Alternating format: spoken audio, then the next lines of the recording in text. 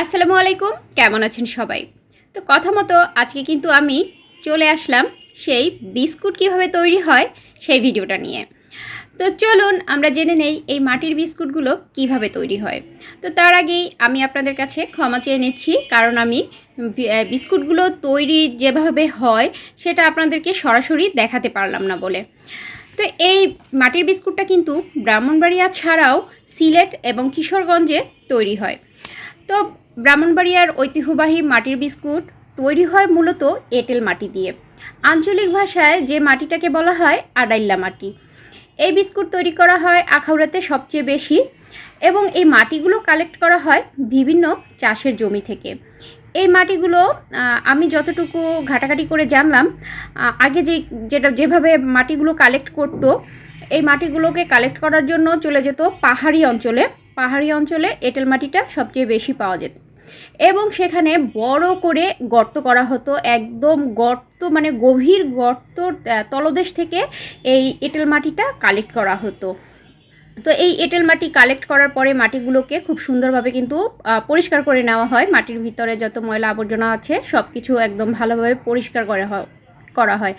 তো পরিষ্কার করা হয়ে গেলে এই মাটিটাকে একটা মসৃণ পেস্ট বানানো হয়। ঠিক আমরা যেরকম রুটি বানানোর সময় আটাগুলোকে মানে আটা বা ময়দাগুলোকে যেভাবে একদম মসৃণ একটা ডো তৈরি করি, ঠিক সেইভাবে একটা মসৃণ পেস্ট তৈরি করা হয়। আর অনেকে এই মাটি যখন পেস্ট করা হয় তখন এই মাটির সাথে লবণ, নারকেল, লং সহ আরও নানা ধরনের উপাদান মিশিয়ে থাকে। তো মাটিগুলোকে এরপরে চ্যাপ্টা আকৃতি দিয়ে রোদে শুকানো হয়। হালকা যখন শক্ত হয়ে আসে মাটির সেই চ্যাপ্টা ডোগুলো, ওগুলোকে বিস্কুটের শেপে কেটে নেওয়া হয়, গোল গোল, লম্বা, চারকোনা বিভিন্নভাবে।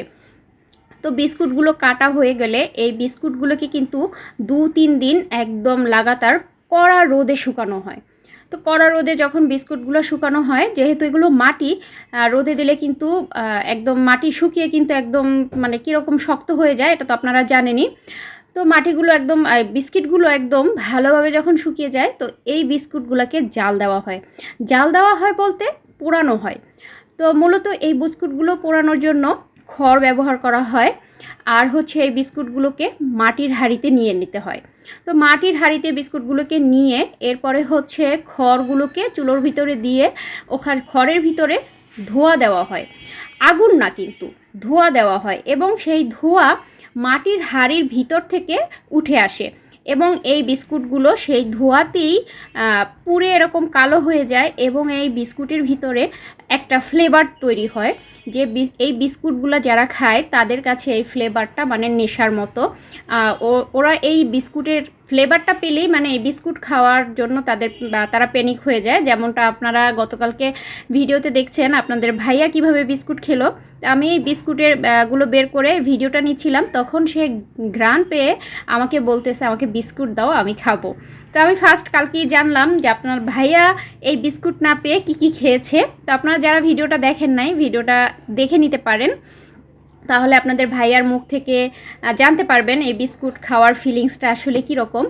তো এই বিস্কুটগুলো কিন্তু এখন সেভাবে মানে প্রচলন নাই বললেই চলে, এগুলো এখন বিলুপ্ত প্রায়।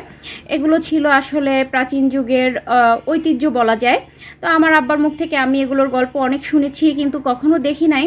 তো গত বছরের শেষের দিকে হঠাৎ করে আমার আব্বা এই বিস্কুট খেতে চাইলো, তখন আমার শাশুড়িকে বললাম, পরে আমার শাশুড়ি অনেক কষ্টে খুঁজে টুজে এই বিস্কুট নিয়ে আসছিল।